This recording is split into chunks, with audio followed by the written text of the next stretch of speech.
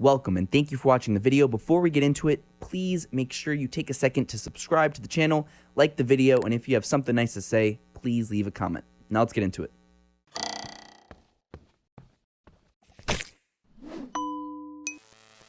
And we're live. Lillo Brancato, thank you so much for coming in the studio today. I appreciate it. Thank you for having me, bro. I really appreciate the opportunity. So I told you a few seconds ago, if there's maybe a little tidbit, a little story, a little something that the world doesn't know about you. I know you've done a ton of interviews over your life. Well, I don't think the world knows my nickname. What's your nickname? It's Lilucho. Lilucho. Lilucho. And who calls you that? My very, childhood friends, dear friends, a lot of my relatives, my mom, Lilucho. But then, it's like because my father's was Lilo as well.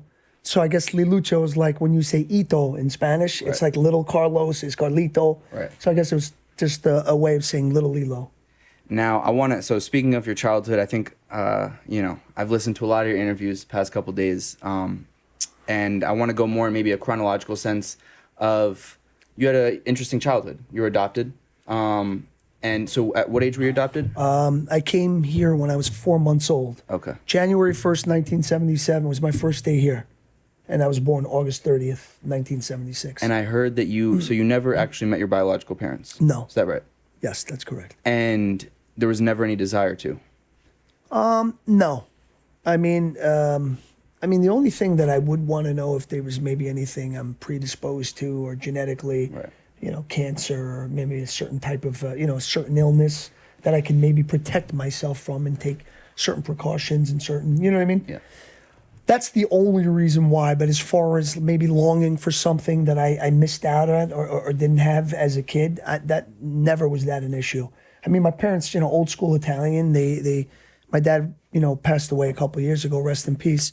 But he was, a Sicilian immigrant. He built homes and worked really hard. And we had everything we needed and wanted and more as kids. We were blessed to grow up in a, great neighborhood. There was kids everywhere.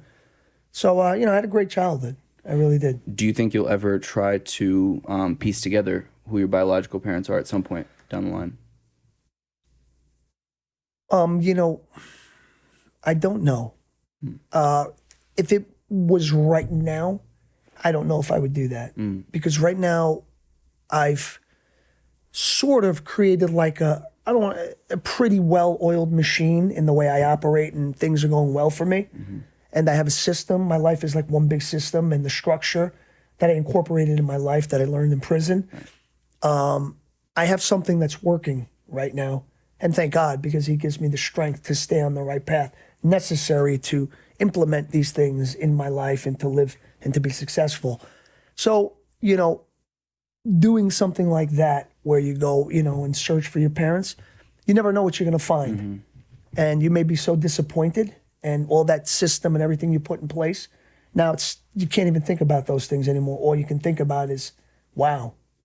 I mean, also just to think, so you're 44, correct? 44, yes. I mean, just the life that you've had, right? And you're still so young, is pretty remarkable. And obviously we're gonna go down the list and talk about all these different things.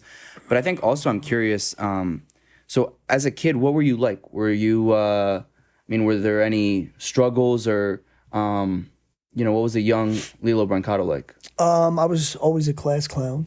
Always needed attention. Always trying to make people laugh. I did a lot of impersonations, mostly of people that we knew. So like my uncles would be like, "Oh, do that guy. You know what I mean? Another older guy, and like my friend's father. And I did some good impersonations, but I was bad in school. I used to fight, and I was, like I said, a class clown, and I was getting thrown out of schools. But I was always a good student. I always did well. I was always an honor roll student. Always made that a priority to get good grades, and that's what I'm there for. So you might as well get something out of it. But yeah, I got thrown out of a few schools, and my life really didn't have direction. But there was no drugs or anything like that yet. Right. I was in 10th grade, and I went to like 3 schools that year because I was thrown out of Sacred Heart in September. They didn't want me back. What was the reason? Well, it was an accumulation of things. They had just put me on probation that year. They didn't even want me back for 10th grade. My parents had to beg them, please, because it was right near us. It was very convenient to go there. And Brother Holton and Miss Flynn, they said, okay. And they, you know, I went back. I got thrown out September 26th. So like I didn't even last a month. And they had my best friend in all the same classes, my friend Paul Agostino, I'm Brancato. So alphabetically, we used to sit right next to each other. And we got in so much trouble. Because he wasn't, because in ninth grade, we weren't in the same classes. And now it's like, you look at it and I'm like, oh my God, this guy's in this class. So it was like just a recipe for disaster. Right. And we didn't even make it to October. I got thrown out September 26th. That particular incident was because on the street, my friend got jumped by these kids who was friends with this one kid. I was a sophomore. This kid was a senior. So I went up to him in the cafeteria and I'm like, hey, what's up, man? I heard your friend had a problem with my friend. So we started, talking like that. My friend Paulie, he had my back. So we were in the cafeteria. And next thing, these were seniors. They were bigger kids. And this one guy, Joe, real big guy, I remember he swung at us and he missed and he hit Brother Richard in the cafeteria. So it was a disaster. And I got thrown out. I got thrown out that day. And then I missed a month and I went to another school and then I got thrown out of there because I was using a fake address. So my parents didn't want to send me to Yonkers public schools. They were bad. Right. So I said, maybe we'll send you a little further, a half hour away with my cousin at a house. I know it's illegal, but my parents just want the best for me. That's, you know what I mean? Right. Believe me, they knew it was illegal and they were afraid to do it. So my parents are by the book. You know what I mean? They're like, old school. But they knew it was, the greater good and this guy's going to get a better education there. But, and then, 3 schools, then summer came, but I did work at a law office. My friend Corey Rabin, he's like my mentor. My father, like I said, built homes. Corey was the lawyer who did the closings. We were very close to his family. His father's a judge. The Rabins, very good people. He's one of my best friends and my mentor. And he's in recovery as well. He's in his 60s. And this guy's made a very big difference in my life. And I used to work for him. I was getting $9.50 an hour in 1992. Wow. You know what I mean? Off the, $9.50 an hour. That's a lot of money back then. No. And so that's what I did. I filed and I answered phones. And then July 5th, 1992, I was on Jones Beach. And we had heard about a film called The Bronx Tale. And it was like a big thing in the neighborhood and in the 5 boroughs. So you hadn't acted previous? Never. You didn't even think of it? Never even thought of it. Wow. So we were, like I would hear about The Bronx Tale, like on the radio, Robert DeNiro making his directorial, looking for kids. And it went through the whole thing. And it was like just hearing that is just so like intimidating that I would never go read. You know what I mean? Right. But I knew, like everyone tells me I look like the guy. Maybe I could be good, but nah. Such a long shot. So I never really put much thought. My cousin went to read. A few of my friends went to read. But you hear so many stories. Oh, this guy got the part. This guy got the, And that's just where we live. So in like the 5 boroughs, there's probably like 300 kids that said they got the part. So July 5th, 1992, day before, we're lighting off fireworks. We decided we'll go to the beach. And we were there that day. My brother calls me out of the water because the guy was handing out flyers. His name's Marco Greco. He was a scout. And he was like, what's the problem? My brother's like, oh, hold on. I'll get my brother. He looks just like him. So he got me out of the water. I met the guy. He automatically, saw the resemblance. He's seen it. Wow, this kid does look like his son. So he's like, have you ever acted? I said, no. I said, but I watch a lot of De Niro movies. So I started doing the faces and all. He's like, oh, this guy. That was a Sunday. He said, we're usually closed. I want you to come in tonight. And I remember my friends brought me down there. I went home from the beach, took a shower, got ready. I was nervous. My friends took me down to the Bronx, the actual neighborhood where the film took place. Okay. They had that's called like the Fordham Belmont section of the Bronx. And they had their own the Fordham section of the Bronx, it's like, they had their own little playhouse. It was called the Belmont Playhouse. Okay. They used to do little plays and, So I didn't know that, but I heard about all this after. So I went down. The guy Marco was there. I'm in the playhouse, and he gives me a scene, the one with the shaving. But originally, De Niro was shaving, and I go up to him and say, hey, Dad, let me ask you a question. So he said, learn the lines, and I'll come back, and we'll do it. And I learned them, and it just was something I was able to do. Like, I just knew how to do it. Everything made sense. All right, interior, night, bathroom. Calogero walks to Lorenzo as he's shaving. Blah, blah. Yeah. Hey, Dad, let me ask you a question about some, You know Joey Bama from down the block? Yeah. Yeah, well, he asked me. And it was just like, this is easy. I could do this. This is like, why, people find this hard? I'm thinking in my mind, you know? But you don't know that this, like, not everyone can do this. But then there's something else that he does that not everyone can do.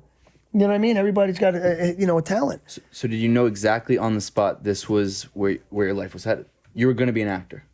Right there when I did that? Yeah. No, not yet. Because I didn't know what I was up against. Right. I don't know this world. You know what I mean? Right. I don't even know if I really did a good job. I know I knew what to do, but I'm saying there's probably kids out there in my mind. I'm thinking there's probably kids out there great, the next DeNiro, you know? So this was the VHS tape days. This is 1992. So he puts me on tape. He says, call me. We exchange numbers. Call me in a few days. I'll tell you how you did. They called me the next day from De Niro's office. They said they saw the tape. They want me to come down. So now I had to call my boss, Corey, and said, hey, listen, I'm not going to be able to make it. Remember that De Niro movie? I got to call back. And that's great. I said, but I got my cousin Pat. I'll have him come because Pat's a judge now.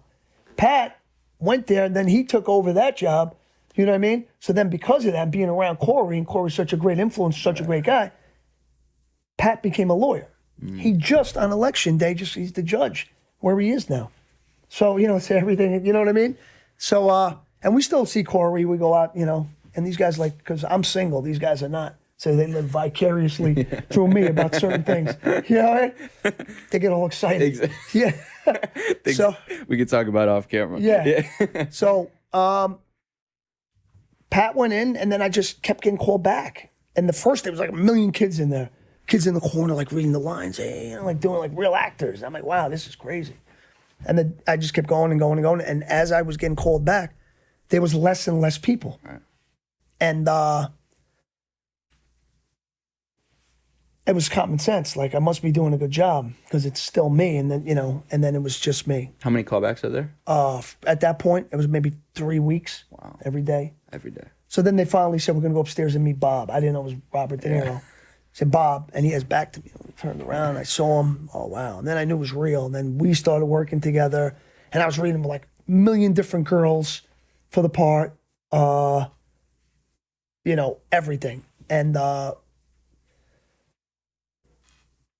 then one day, Robert De Niro said, I want you to put on dress clothes like you're going to church. We're going to do a screen test. We're going to put you on film. And then that's when I knew the kid from who shot Sonny, he was the other person who was going to be C.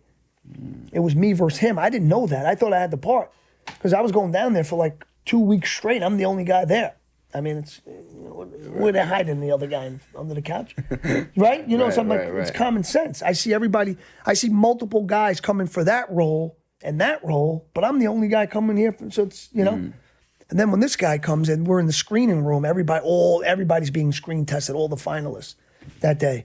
So the whole room was packed. And I'm sitting there with my father, and this guy comes up behind me. He's like, hey, how you doing, buddy? He goes, I'm Phil Garbarino. I'm reading for C. So I'm like, oh, boy. Because you got to know, he didn't make it to this. He's got to be good. He did something, to deserve to be where he is today. So I don't know what I'm up against. Yeah, I look like De Niro, but so what? He could look like the mother. He could still look like their son. You know what I mean? So now I was like, oof, that changed everything. So, the anxiety, the stress, now it's like 10 times worse. But they did all the other all the other characters, and then it was just me versus him. Just me versus him. And he would go in, I would go in, he would go, and then it was the scene when Chaz smacks him around, and he went first. They beat him to a pulp, literally. They really. So I'm thinking I'm going to go in and get the same thing. He comes out, his shirt was ripped, he got handprints. And my father looked at me like, what are you doing? Like, what is this shit? You know what I mean? Like, we didn't know this was going to happen. So now I went in, and I did the scene. When Sonny said, you put it, you go in my car. So now I do the scene. They never hit me once. So I was like, wow. I was like almost afraid to go in the room. So that was Thursday. Friday, I didn't hear from anybody. They called me Sunday and said, Bob would like to see you. So that Monday was the day he told me. So how does he say it to you? Well, you didn't know what he could have went either way. It was very ambiguous because, he makes a lot of facial expressions. And well, we liked what you did, but Phil's got a little more experience, and we think with the money that we're spending, and it's a big movie, we just think a 21-year-old is more suited for this responsibility. Could put it in a nice way, and that would have been it. But he said we liked everything that you did, and it still could have went. We liked everything that you did. You got a shot in this business, but not on the Bronx Tale. Maybe on the next one. But and then he told me he got the part. I was like, wow. Went out. I talked to my father. Was at the time Robert like De Niro in your eyes like a godlike figure? Oh, absolutely. It was my childhood. It's my idol.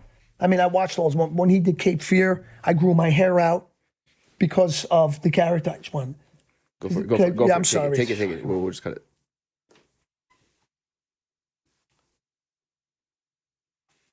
Okay. So yeah, I mean, this was like a dream come true. I used to like put fake tattoos on me, grow my hair, like Cape Fear, and because somebody told me when I was working at a florist as a kid, I had an Atlanta Braves hat on, and it was Christmas time, and I was putting the Christmas wreaths outside on display. So I got my head down, put them down, and the guy says, "Hey," he asked me a question. I looked up. He goes, "Oh my God!" He goes, "You ever tell you look like Robert De Niro?" I heard the name. I didn't really know who he was. So then we started. Then my father was like, "Yeah, he's like, I got a summer movie with Robert De Niro." So he showed me. I was like, "Oh, this guy?" And I was like, "Yeah." So now I became like obsessed. I'm watching all the movies, studying the acting and the characters, and so this was like a dream come true. It was like too good to be true. Now, so you're at the time what, 15, 16 when you get it? 15 years old when they found me. When they gave me the part, I was 15, but when we actually started shooting the film, I was 16. Okay. Because August 30th is my birthday. I turned 16. They found me July 5th. Okay. So I had the part right before my birthday. Because I remember August 31st was the first day they shot the movie. That was the first day of principal photography. And I watched that movie, The Bronx Tale. And for many years, I couldn't watch it and analyze it for the quality and what it is. But it's such a great movie. Mm-hmm. You watch it after so many years, and just so much goes into it. But I watched that scene again the other day when Sonny kills that guy in the street. That scene was so awesome, just the way it was shot, and the kid, and back to Sonny and Chaz, just the way he looked at him and then he put his head down. He did it perfect. If he would have did it for 1 second more, it would have been too much. Just the way he did it was perfect. Like, I'm just watching him, I'm hanging on, and he did it perfect. He dropped you right at the right time. And another thing, too, the squibs, when they pop, when you boom, boom, you're getting shot. And I just spoke to the guy who was breaking the window. Joe Black is his name. Right. I just spoke to him the other day. He's doing well. He's a good guy. And he was so perfect, and nobody knew that was Pesci. Right. And then they hide it to the end. It's like, wow, that was friggin' you. And when he goes, "Fuck you, you freehole." But when he said that word is a real Bronx word, freehole. When he said, "Fuck you, you," and now you go watch him, because when you know it's him, then you go back and watch it, and then you're like, "Oh yeah, that is him." You'll never see that in the beginning. But if you remember, when Chaz shoots him, the first squib that pops, what I thought was so awesome, is right here. Because when he's like this with the bat, boom, that first one popped out of his arm. I was like, yo, that was so good. That was so good. The way it was shot. And then he shoots him right in the head. He goes, "Get this car out of here." But that was perfect. That was a beautiful scene. Just everything about that film. Robert De Niro paid attention to detail. Yeah. That's why that film was so great. He paid attention to every little detail. There were films I was on. I'm not going to say any names. There were films on. I used to have a different haircut every day. Nobody said anything. I was like, all right. Like, you don't know that this is way different than it was yesterday. If you're okay with it, I'm okay with it too. But De Niro would cut just the tie if it's out of place. Your hair, I mean, every little detail. I'm just giving it from the biggest details to the littlest details. And that's why the film was the way it was. And I learned a lot. I produced the film myself. I also work for a drug rehab. I'm director of public relations. And one of my obligations is to do a 1-minute movie for them having to do with addiction. So I conceptualize, I direct, and there's a lot, and I'm big on the detail too. And that's a lot that I want to get into after, but I'm just wondering right now. So when it comes out, you're about 16? then? 16? No, the film came out, I was 17. 17 It came when it out in came the out. fall of 93. 93. Savoy Pictures. Okay. So then at that point, you're 17 and people recognize you, I'd imagine. They know you. I mean, you're top of the world, no? Especially for a 17-year-old. They probably can't get any better than that. I mean, yeah, it was definitely life-changing. I mean, would you get noticed, on the street? Would people come up to you? And yeah. it was like the full celebrity kind of experience. Yeah, absolutely. And Absolutely. is that something that you really enjoyed? Is that something that was scary to you at the time? Well, the attention comes in all different forms. Right. So some of it you enjoy and some of it you don't. You get people that are just jealous and they want to start calling you, hey, you jerk off, for what? Because I don't understand this, But then you got people that love you and admire you, and and that's a beautiful thing. That to have some complete stranger come up to you and tell you, I love you and I admire your work. That's special. Did you feel invincible? Yeah, to a certain extent, I did. Because it just happened when I was like that age. It almost felt like this is what's supposed to happen. Right. From Bronx Tale to Renaissance Man to Crimson Tide. These are 3 studio films for a guy who's never done anything like this, has no experience, and is getting thrown in these situations without the experience. That's that's dangerous. And do you think that the drugs and all of that we'll talk about after, that would have happened if you hadn't had this life at such a young age and this attention at such a young age? Maybe at not such a young age, but it would have happened because it's my personality. Okay. It's my personality, And you first dabbled, I believe, at 15 is what I heard in previous interviews? No, 16 years old. 16, okay. Yeah, it was like November of 1992 was when I first smoked marijuana. Okay. And at that point, did you realize this is something I'll do a couple more times? Did you think that you were at risk? I didn't think anything. I just thought I was curious. Right. I heard about it. Yes. So let's do it. Okay. I heard it was relatively harmless. You know what I mean? I had an uncle that did it, and it was no big deal. His life was fine, Right. He wasn't some So I was curious, and I tried it. And then, so where did it go from there? Well, it went from that, that every day. Then I was going out on the weekends and started going out during the week, drinking alcohol, every time I'm out excessively, because that was my personality once again. And it still is. It still is. But do you think it's the personality and then amplified by the fact that you have people coming up to you Right. and No. here, have this and this Right. and this. Absolutely. Right. In addition to that, yes. And that's definitely it aggravates this whole, and it speeds it up. Maybe in my early 20s, maybe I would have started. But with this, when you're at parties in the hills and there's cocaine everywhere, beautiful women, and you see people that own the house. It's like a $5 million house. They're doing it. Yeah. Like, it may not be that. Look at the house this guy has. He's had to have done something to put this together, So these are the kind of things that, I saw early on.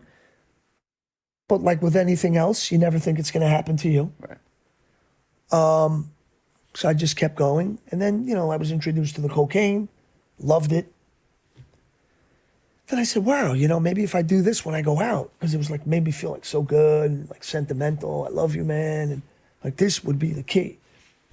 And you think it's just as simple as that. But cocaine is referred to as the devil. And when the devil caresses you, he wants your soul. And that's what he's doing in the beginning. So you think it's going to be like this all the time. But the more you do it, the less you feel as good as you did that first time.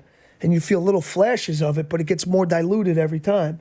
And then it kicks into the whole psychosis part of it, the paranoia, the delusional behavior, people in the wall, and, you know what I mean? Right. Then it goes to that because you abuse it. So so for the most part, growing up, you had your head on straight, Pretty little much. school things here and there, but But I was a good student. You were a good student. I was focused. I was an athlete. You were motivated. Right. And then, okay, so you were never, there was never any signs to maybe an outside person looking in that, oh, Lillo might be at risk of falling into an addictive pattern, right? Not at that point. There were no signs of anything. And growing up where I did in the neighborhood, it was all old school Italians, not Italian Americans, like the immigrant types. Yeah. And they all had kids. So that drug stuff did not go on because these old school parents, first of all, it was forbidden, but it just wasn't around. Right. So there's no experience. You don't know anybody that's doing it. So when it does present itself, you don't know what to do. And that's why sometimes I see the way people baby their kids, and I know you want to protect your kids, and I know you love them, and I know you want what's best for them. But sometimes you got to let them go a little bit, and you got to let them see certain things. Because you know what? Life is not always peachy. Life is not always good. You never know what's coming. Right. And, a smooth water's never made a skilled sailor. Sometimes you have to experience turbulent waters. That only makes you better. Like a lot of people of course, prison, the stigma behind, it's an ugly word. And, I mean, not at the expense of, the heroic police officer who lost his life. But I'm saying prison for me was like, I wouldn't be where I am today had I not been there. And people want to prison can be a good place. It can be a place where God takes mercy on you and says, go here for a while. But you have to see it that way. You have to recognize it as that being a sign and a sign in that way. Because not only everybody does. Some people look at it like, I could go meet new people here, become a better criminal, and when I come home, I won't get caught like I did this time. It's a whole different mentalities, but that's the way I saw it. And, I owe a lot of the way I am today. I'm so focused, so disciplined, and so structured because of prison. It's like you're going to cry, you think you're going to go home? You're not going home. You got to tough it out. And then it comes to a point where what bothered you doesn't bother you anymore. And you just see as time goes on, like, wow. Like when I first went there, I was like a kid, grew up, I was a spoiled brat. My parents gave me everything. Had the best of everything, the best birthday parties, the best communion. They spent so much money and And then to make matters worse, then I'm like in these movies. So it's like, who's going to tell me anything? Yeah. I'm making all this money as a kid. And, Did they ever not to interrupt you, did they ever find out or could tell about the drugs that started it was right when you're about 16, 17, you start dabbling, and then it kind of just progresses from there, yeah? Yeah. And they... To hallucinogens like mushrooms. And how old are you when you started? 17, 18. Oh, okay. Mescaline. And did they have any idea? Yeah, they did. My parents knew I was smoking a little weed and stuff like that. And to them, that's like heroin. Right. These old school Italians, that's very bad. I don't think marijuana is all that bad. I think people can use it if these days it's destigmatized. Yeah, it's. I think it's very. It can help. It can help so many in dealing with addiction. Right. It's I mean, for so many years, the way it was spoken about, and it was just not legal, and so many people think it's so bad. But I think it has so many positive things. But you would find a way to separate career and drug use, or no? In the beginning, I did, because I still wasn't that far gone. Right. But as time went on, there's, I mean, there was the scenes I did in The Sopranos where I was high. Right, I had read that. And and major motion pictures, I was there high. So at the end, could they tell? Yeah, I mean, they're not going to say it, but they could tell. You think you're fooling everyone, but you're not fooling. You're only fooling yourself. And was it at that point because you were already addicted, or because you're like, fuck it, let's see if I could do it, or was it you just thought you were invincible? What not invincible. I just needed it. Okay. Yeah, I had to. So it was addictive at that point. Yeah, addictive, right. It was 100% addictive. And because I would do cocaine all night, and then it's like I got to go to work the next day, and I'd be all like geeked out, my jaw going, I can't go to work like that. Right. So then I would go snort a bag of heroin just to come down from that to the point where now I'm like normal. But with that dope, now you're going to be throwing up every 5 minutes. Yeah. You know what I mean? So it's like, but yeah, it was bad. So but at that point, did you ever feel like, this is a problem? Oh, yeah, absolutely. I knew it was a problem before that. When did you know it was a problem? I knew it was a problem probably like by 1920. Okay. And I still went till 29. You know what I mean? And if I hadn't got locked up, I'd probably be dead right now.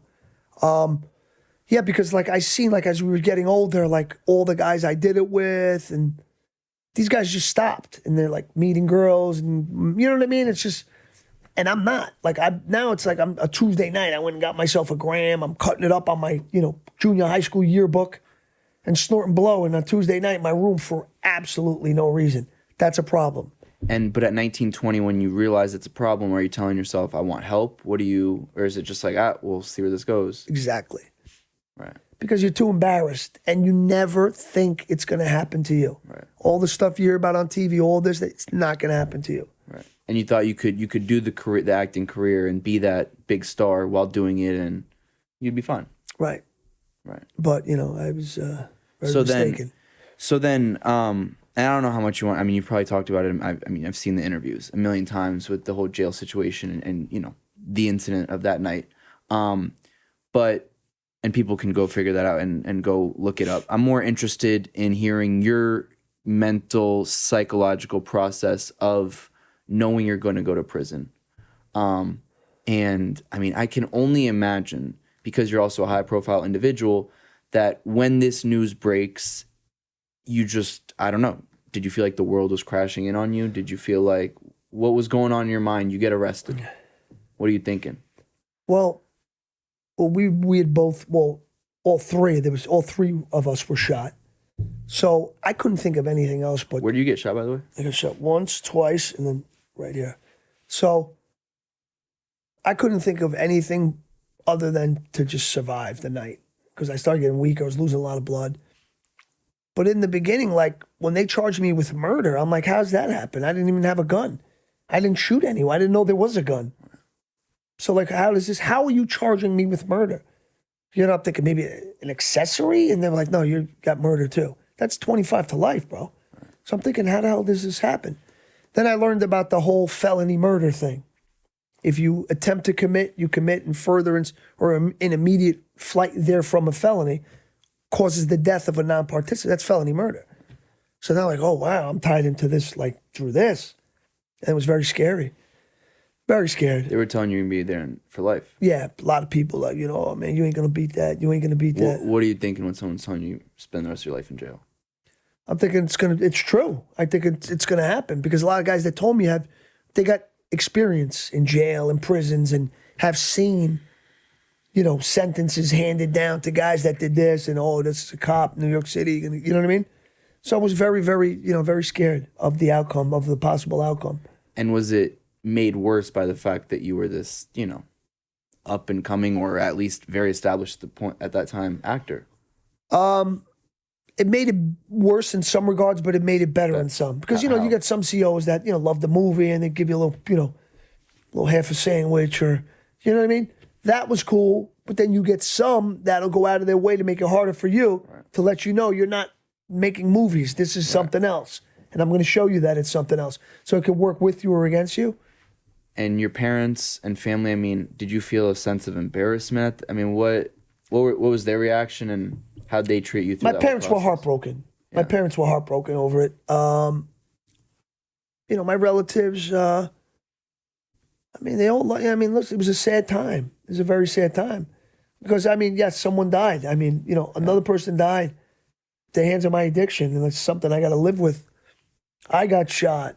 The whole drug addiction thing. It was a lot. There's many, many things going on. And in the beginning, because I know, we'll talk about the drug use in prison in a second. In the beginning, I imagine you weren't using right when you got in, or you couldn't. I feel like it was a little bit more strict then, no? When I first got to Rikers? Yeah. No. We used like right away. How's it work? Because, obviously it's supposed to not be like that. Well, you got to understand, when I first got there, we were like in wheelchairs, and, we were all shot up. We were in a medical dorm in NIC in Rikers Island, North Infirmary Command. So it's basically a hospital. It's an infirmary. You got the main building, and then you have the annex. We went to the annex because they got medical dorms. You got 1 million wheelchairs in this place. Like, you got bad guys in wheelchairs. Well, God only knows what's hidden in those wheelchairs. Are you guys handcuffed to the wheelchairs? How's it? No, not that. Yeah, you got guys with syringes in their things. They got HIV. They got syringes in their thing. They got knives. Guy just come up to you, hit you with the needle. Now you got, you know what I mean? It's a very crazy place. So when we got to the medical dorms, it's a big dorm. like maybe 30 beds. But we were in the back where they had us locked in because we're high profile. We had our own TVs though. They didn't even want to bring us out at first. And my co-defendant, Steve, he was going crazy. No, we get an hour wreck. So eventually they said, all right, let him out and see what happens. Because they were like trying to protect us. But, the guy I was with, he told the depth security, he goes, what are you trying to protect us from? These guys are in wheelchairs. What are they going to do? That's basically what he said. So we went out there, and I got to tell you, it was pretty crazy. Because when we went out there, I was afraid. I'm not going to lie, I was afraid. So what do you see? Like, as soon as we come out, because we're in this back where there's 3 cells, and then they open up the other gate, the other thing, and now we come out, and I'm seeing the whole big warehouse full of beds. It's a dorm. And it's and when one guy noticed us, and then when they all saw us, they went crazy. so how many guys are in there? In this dorm, there's 30, 40 guys. 30, 40. They see you guys, and you guys are all in wheelchairs? Yeah, and when they saw us, they went crazy, in a good way. Okay. Because we were all over the paper. Right. As far as they're concerned, we Right. just killed a cop. They don't like cops, and that's the best thing you could go to jail for. Right. It's the guys in there, you're like a hero. So when we go in there, and they noticed us, everybody went crazy. They started whistling, and you hear gunshots, and they went up to Steve, because they knew he was the guy that shot. You got guys kissing his trigger finger. It was serious. Wow. Yeah. It was but it was crazy. It was I was like, wow. So what are you thinking then? Are you like, I don't even know what one thinks. You're shot. You're in a wheelchair. Yeah, I had a collapsed lung. I lost part of my face. Somebody died. Facing the rest of my life in prison. I'm withdrawing from a 20 bag a day heroin habit. I never shot heroin. 20 bags I used to a day? snort it because I had money. I never shot it. Guys that choose because then 5 big can't afford. They're you know what I mean. What is would you say the average cocaine user? How many bags a day are they using? Cocaine. Yeah. Cocaine and heroin is way different. Right, cocaine. You said 20 bags of cocaine. No, 20 bags of heroin. 20 bags of heroin. Yeah, that's just a glassine envelope, one little thing. So I needed Okay. 20 bags just to be straight. What would you say the average heroin user uses? How many bags? It depends on if they're shooting or the snorts, because you could accomplish shooting 1 bag what 5 bags. But is does. 20 bags a lot or Yeah, it's a lot. it's a lot? Yeah. Okay. It's 2 bundles. Okay. So I'm coming off that. Right. I told him I didn't need methadone because I still had some in my system. I thought, but I felt when it was leaving, I was going crazy in that little cell. Wow. I was drawing. I was up all night. It was pacing and facing. And so do you tell them that you're the doctors there that all your drug use or no? Yeah, they were gonna give me the methadone. Then I was like, and then I told them to give it to me, but then in those dorms, everybody in there has drugs because they're in there for some kind of medical ailment or whatever. Right. So now when they say medication, there's a line from here down the block. Everybody's getting medication. He gets MS Contin, morphine sulfate, because he's in a wheelchair. He got shot. He got pain in his back. The next guy gets methadone. He's coming off this. The next guy gets Percocet. The next guy gets Xanax. The next guy gets this. The next guy gets this. So now you got these you guys can all be trading and Right, but a lot of these guys don't even take the drugs. It's free from the city. Wow. So they make it like they take it, and then they hide it in their wheelchair, and then they sell it. That's the way it goes. So now, I'm not going to say any names, no but one figures this out. No, but they do. They don't care. It's just, you know what it is? I guess you let this kind of stuff go in there. It keeps things quiet. Right. I think it's, because you got to understand, COs, it's a tough job. It's a tough job. Cops, it's a tough job. It's like a zoo in there. Yeah. And you're there by yourself. You're manned in one post. You don't have a gun. So you got to be really careful in the way you do things. And stuff like that. It's listen, if they want to get high, let them get high. But it was, so that was going on. I was able to get morphine. I was able to get heroin. There's a lot of gang members there. I was able to do all that. And eventually, November 12th, 2006, I snorted 4 bags of dope. I took 20 pills. I overdosed. Overdosed in myself. So you didn't think, that was the first time you'd overdosed? No, that was not the first time. When was the first time you had overdosed? I think it was maybe of 2000. And this is when so you're nowhere near jail at that point? No. On your own? Yeah, I was supposed to start a film, an Abel Ferrara film called RXmas. Okay.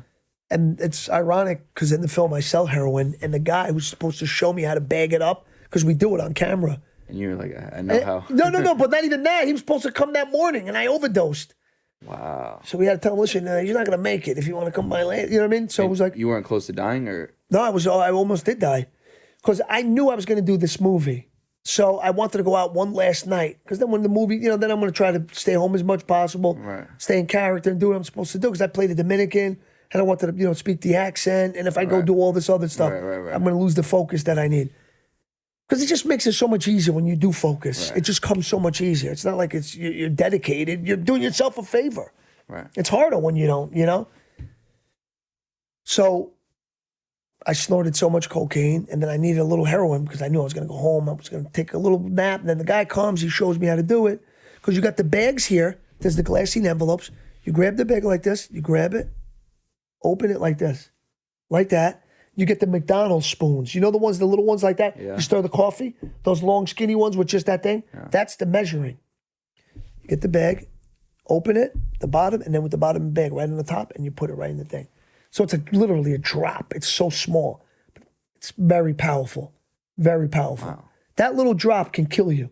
If you that can kill you right then and there. Once you get that drip, your heart will stop. Heroin's very serious. It's not a joke. Yeah. And now, especially with all this fentanyl and all this other stuff that they're putting in it, it's very. I would be afraid to relapse right now. You don't know what you're sniffing. It's not even heroin anymore. You're sniffing straight fentanyl, maybe 20% heroin. So who found dangerous. you when you It's overdosed dangerous. that first time? I don't know if I think Are it was you my. unconscious? No, it was in my room because they had to. I told my mom, listen, come wake me up because I know the guys coming. They came to wake me up. I wasn't waking up. I wasn't responsive. And then whatever happened, I was out. And then I remember feeling something to my neck. And when I looked up, my doctor was there. Oh, wow. You had police in my room, firefighters. It was a serious thing. There was water all over my bed. They were throwing water on me, trying to wake me up. Serious. Right. So yeah, that's when was my first overdose. And at that point, does anybody try to be like, "Hey, Lillo, like, can I help you?" Like, No, yeah, everyone, but you don't want to listen. Right. You don't want to listen, So, that was November of 2006.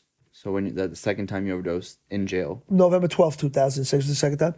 And then November 18th, it was a Saturday night. I sniffed 4 bags. so wait, before we get to that, so the first time you overdosed in jail, that's not supposed to happen under correction officers' watch. No, especially a high profile right? inmate like they're that. like, No what way. what's going on here? Right. So it was like a big deal. They had New York City detectives. It was a really big deal. They came, taped my cell off. It was a, crime scene. And they wanted me to tell. I never did. They gave me 80 days in the box for dirty urine. They did confirm it by giving me a urinalysis. Happened Saturday, Monday, they gave me the urinalysis. Sure enough, I was dirty. So I went to the box. And right when I got to the box, my cousin Pat and my friend Corey, because Pat was an attorney and Corey's an older gentleman, he's an attorney. So they came see me on an attorney visit. So they were very disappointed. And these are, I love these guys. Hey, we play around. They weren't playing around. They're like, dude, somebody's dead. You're doing all this time, and people are here for you. We love you. We want to see you through this. But you're doing this, you're not going to have anybody. For some reason, it just clicked that day. And that November 18th, that Saturday when I did it, because I went to the box November 24th. Because you never know when you're going. They just tell you your number comes. You already got the tickets, and now the ticket's there. When they get room in that box, which you'll never know, they'll call them and say, yeah, I got a room for your guy. Brancato, pack up. Let's go. You're going to OBCC. You're watching a movie. Next thing you know, pack up and you're going to go sit in a room for 80 days. That's the way it goes. You want to use drugs, that's how it goes. And there's nothing you can do. You can call your lawyer. You can call whoever you want. You're going. So that's why, that kind of stuff, it just like shakes you up. It makes you hard because you're sitting at home, you cry. You pretty much, when you're younger, you get what you want. You get your way. Right. It's not happening there, So what's it like for you you're a celebrity, you got everything in the world, you got the money, and you're in the box. You're like, does it hit you? Did you ever have a second in jail where you're like, wow, like you were able to finally process everything that had happened? Yeah, it took, once I started getting, the clarity, getting sober and stuff like that, that's when it really started hitting me like, wow, I'm in a lot of trouble. But then I started learning the law. I started working out again. My first lawyer, Mel Sachs, he passed away, but then I got Joe Tacopina. He was Meek Mill's lawyer, A-Rod's lawyer, but I had him before those guys. All right. So, but Joe, saved my life. It's great, and got acquitted of all the top charges. I was only found guilty of an attempted burglary in the first degree, so I got 10 years for that. So now I go upstate, completely, sober, clean and sober. I didn't have my GED at the time, so I went to school. I got my GED right away. And then I enrolled in college, like a degree, not a certificate. It was a real recognized degree. And I studied. I did as much as I can, and I didn't, I used the time wisely. It worked out. I did all the right things. I earned my credits, earned my 60 credits, got my associate's degree, got a 6-month time cut as a result of that. Came home January 1st, 2014. The beginning was tough. The beginning was a little tough. People slamming doors, and my manager showed me emails of like casting directors that loved me. And now my manager's trying to set up these, his name's Eric Kritzer, trying to set up these general meetings for people to refamiliarize and myself to refamiliarize and hey, I'm back. And you know what I mean? A general meeting like that. And I'm not going to mention who it was, but I said, he told me, Lillo, this is the kind of emails I get when I sometimes try to pitch you or for a general meeting. The one lady, and she cast me in something really big before, and she was, and my manager, Eric Kritzer, said, I would love for you to sit down with Lillo. And she said, I would be afraid to be in the same room as him. This is the kind of stuff that I dealt with. But that's nobody else's fault but mine. Yeah, you're involved in something that, someone was killed. So maybe a normal person would be afraid. You're going to kill me? What do you? So this is what I dealt with. But you know what? I never let it take me off track. I knew the best way to overcome all this is to become successful again. That's the bottom line, to become successful. Did you know in jail, were you thinking about the return and how you're going to make a return to acting? And it wasn't so much about the acting. I knew I was going to get my freedom again. I didn't really, like the acting was a bonus. If it happens, it happens. But it's like but I'm just, somebody's dead. Right. I can't be, Did you feel? I'm just going to get my freedom again. My family's still, so it was like more grateful for that. Were you able to talk to the police officer's family at any point in time? Not when I was on parole, but I did do a couple things on restorative justice.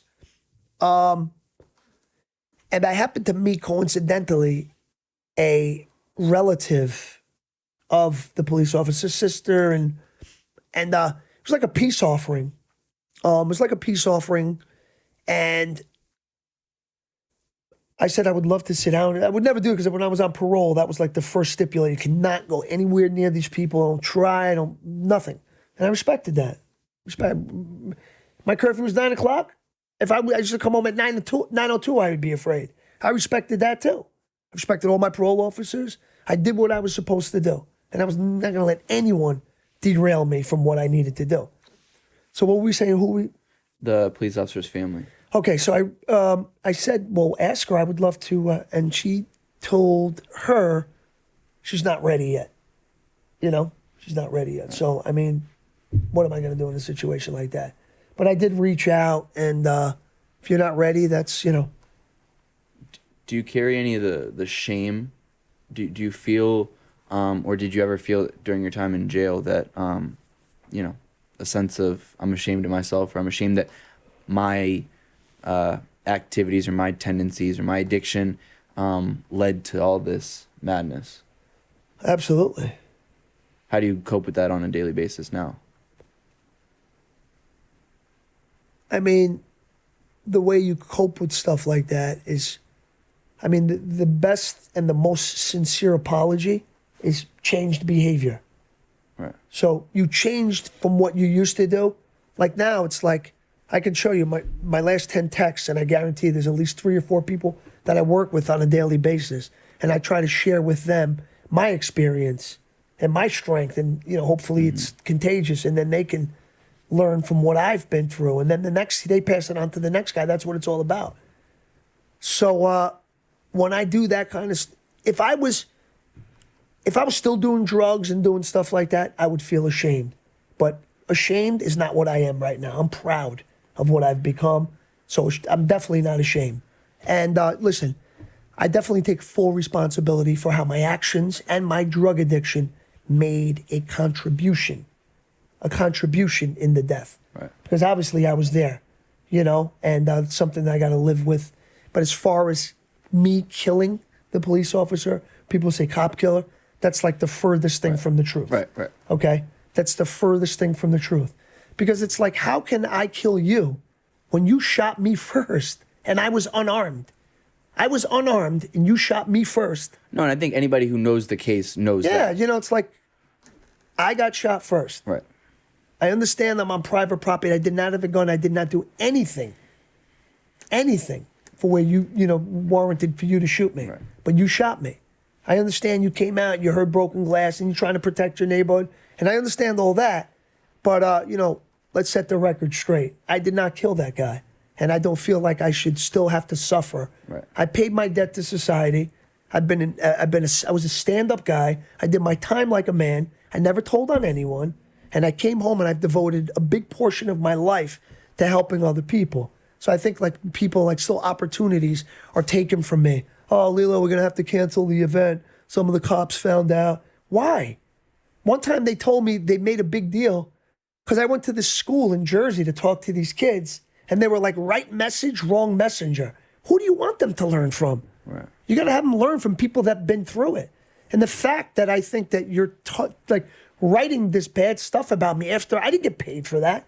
I took time out of my day in hopes of maybe even helping one of those kids. Mm-hmm. And the fact that these cops did that, it's absolutely disgusting. Mm. You're right. You're protect and serve. How are you serving anybody if you're making a big deal about a guy that took time out of his day to go help and make things better, not worse? You're making it worse by making this. Some of these kids probably didn't even know. You know what I mean? Mm-hmm. And it's just ridiculous. So I believe you're 13 years sober now? 14. 14. Yes. Because it was 2006. Right. November 18th. I just celebrated 14. Congratulations. Thank you, bro. Last week. And so you were able to cut cold turkey? That must be hard because you were using a lot. No, well, at that point I didn't really have a habit because I was only getting it when I could in jail. The beginning was hard because I didn't, that was kind of how I had to go cold turkey and, dealing with this situation. Right. You know what I mean? So you could be in the best situation in the world, but if you're withdrawn from heroin, it'll make it really bad. So now you have the worst situation in the world plus that. So now it's and you're in pain. And your body's probably going crazy. Yeah. But I'm all shot up too. And you're all shot up. Yeah. So I'm this is all held together by staples. Wow. It was bad, bro. I was 130 pounds. And was there ever, any temptation from that point on to even when you were out and it was easier to dabble?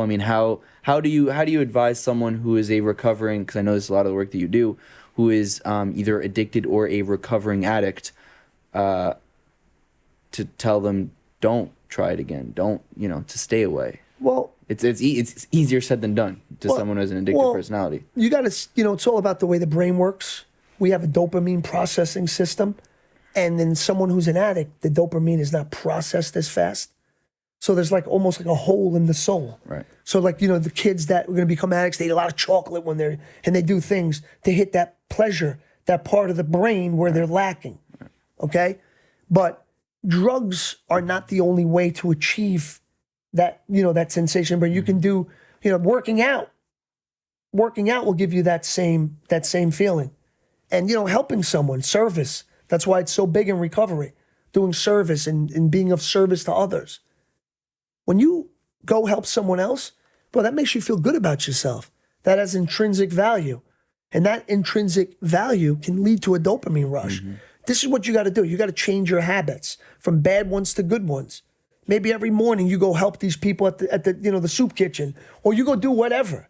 That makes you feel good about yourself, bro. When let's face it, when you're feeling good, you're not getting high. Right. It's when you're not feeling good is when you get high. So when you're doing all these things that make you feel good, you won't have to get high.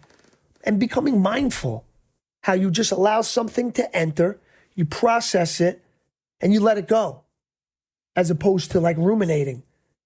Because your mind is, it could be the cause of all your, you know what I mean? Just in the way you're looking at things. But when you can become mindful, because listen, you go in recovery, you go to rehab, wherever you go, when you come back out, the world's still the same. Right. You're still going to have these situations. Nobody's going to change for you. You're the one that has to change. And the key is to become mindful, to be able to be in those situations where you see the drug dealer, take it in, and you just, there's a term, it's called urge surfing. It's like, like urges are like waves. You know how the wave just starts and then it builds up? Right. It's like an urge, and then it gets all the way up here. The more you feed that urge, it'll keep going. But when you don't ruminate and you don't feed it, it crashes and it goes away. And this is where the key in becoming mindful is. Because you'll never extend that wave. That urge will go away. It'll go away because when the urge first hits you is not when you get high. Sometimes when it lingers and it just doesn't go away.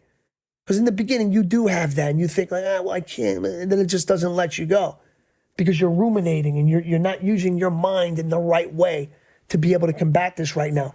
But doesn't mean you can't learn how to do that. That's the key.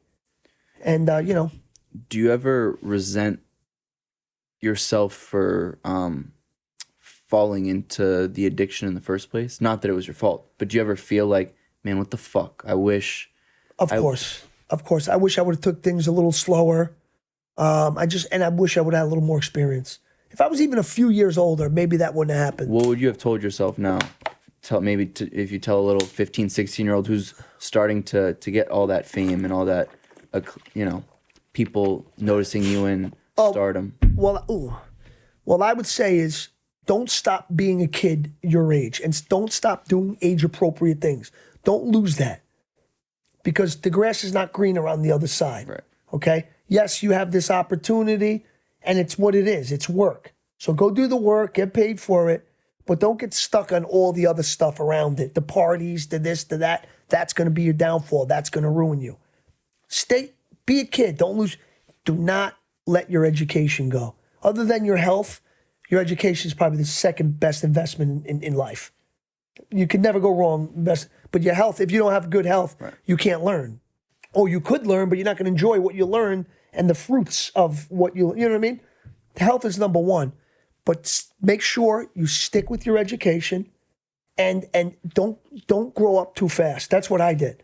Got to the point I was in my late teens. It's like, what do I do now? What do you do now? Right. See, I never went to my prom because I was, you know what I mean? It's like a lot of these things, I wish I could have done.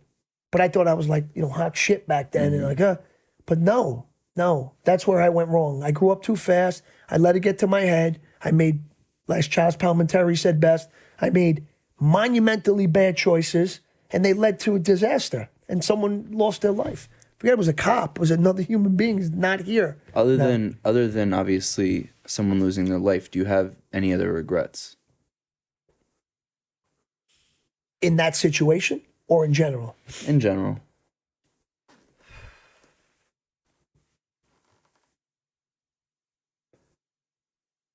I mean, I regret, I could have stayed a little closer to Robert DeNiro.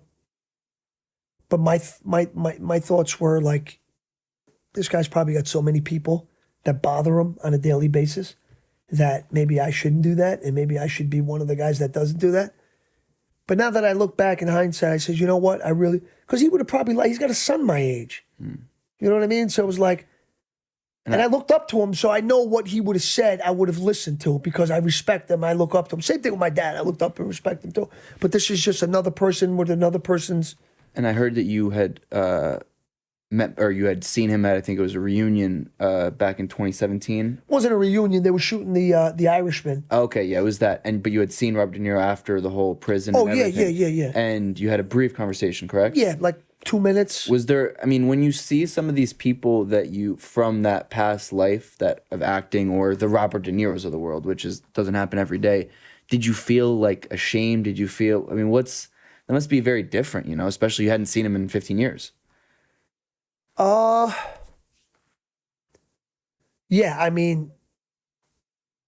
it was very different. So much had happened, but he was still, beautiful guy, yeah. Came up, he was, he asked me real sincerely, you okay? You okay? Asked about my family and it's great. You know, it was, and I do regret not keeping as much in touch as I should have. Now, so where do you go from here? You know, I mean, you're 44 and a crazy life, I guess, up until this point, but you're still young and you're healthy and, you know, you look good, you're in shape. Is it, I mean, I know you've acted in a bunch of different things since you got out of jail. Where do you go from here? What do you hope the next 5-10 years look like? Well, you know, like I said, I got a film that I produced. It's called The Fury. My partner, Victor Rios, he directed it. It's a vigilante movie. It's awesome. It's not your run-of-the-mill. Where can people watch it? Well, it's not out yet. Okay, We're still finishing the music. It's not your run-of-the-mill independent film. Looks like a huge studio film. It's awesome. Then I have a film called Made in Mexico. Mario Lopez produced. I play like a Mexican cartel guy. My friend Tootie Rinks, Rodney Rinks, Tootie we call him. He was the writer, director. It's like a comedy, you know. It's pretty cool because the guy owes the guy money when he was like, he can't pay him. Then they kidnap this writer, the cartel guy, and he tells, well, then you're going to do the movie here about my life with my guys. You got guys holding up like these metal things, his guys, like, you know, for the bounce, for the light. They hold the phone. It's just funny. It's really, the relationship that we had in the film was kind of like Robert De Niro and Billy Crystal in Analyze This. You know, the guy was scary, but he had that, you know, that real, that side to him where you only saw when he was with this guy because he could kind of like let his guard down and he confided him. It's really was well written. It was good. And then I have a short film called I'm on Fire. Michael Spezia, David Stern, they wrote it. Michael directed it. It's with Jamie Lynn Sigler. Girl from Sopranos, she plays my wife. I play an abusive dad. It takes place in the 80s. It's really, really good. Like, really good. Like, I can almost say, like, Academy Award level. Wow. Yeah, that good. Wow. When is that going to come out? Who knows? Yeah, this shit. Yeah. To wrap things up, do you ever think about... Can I also mention one thing? Go. Remember I was mentioning the Director of Public Relations. I just want to also mention, you know, More Life Recovery. We're an intensive outpatient in New Jersey. You know, great bunch of people there. My boy Stevie Barone, who took me in and gave me the opportunity. Joe Coyle, guys like that. Kenny, Casey. And I'm so blessed to have been given this opportunity because when you know, like, it's also a job, but you stay plugged in. Right. You stay where you're supposed to be. You got to stay in this world. You got to stay helping people because that keeps you safe. Because now it's like, oh, this kid's depending on me. He's really looking up to me. You can't fail because then you fail him too. Right. So now it's like, that extra layer of strength. So it's a real blessing. I love working there. I love everyone there. And, you know, I mean, this is, you know, addiction's very, very serious. You could be here today, gone tomorrow. And yes, it can happen to you. It can happen to anyone. So don't think it can't. And listen, if anyone out there that's watching this, it's either them or knows someone that is sick and struggling and needs help, don't even waste not even another half a second. Get the help that you need.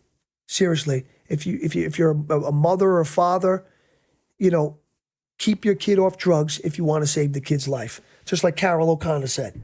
He said those exact words. Keep your kid off drugs if you want to save that kid's life. Because if he's going to stay on drugs, he's probably going to die or end up in prison. So this is, you know, the urgency is, you know, get the help. And finally, do you ever think about how you hope to be remembered or, you know, I want to be legacy? I want to be remembered as a guy, you know, who's, you know, came up really fast and did some great things, but then went down really fast but showed that second chances are real and that someone can turn their lives around. And that it doesn't matter how you start the race, it's how you finish. Beautiful. And people can follow you on Instagram at Lillo_Brancato. Yes, Lillo _Brancato, Brancato. Beautiful, Lillo. It was a pleasure to have you on, and I just. I'll shake your hand. I don't care. I mean, what a life, obviously, but also I think it's beautiful to see someone turn their life around and help others, and I think that ultimately that's what the message is about. I know that's what your social media is about, and I know that you know, it's beautiful to see people do that, and thank you for doing that for people. Thank you, bro. I appreciate that. Thank you. Thank you. Thank you so much for watching. If you haven't done so already, please make sure you like this video and hit that subscribe button, and also follow me on Instagram at felix.levine to stay updated on all new content as it comes out.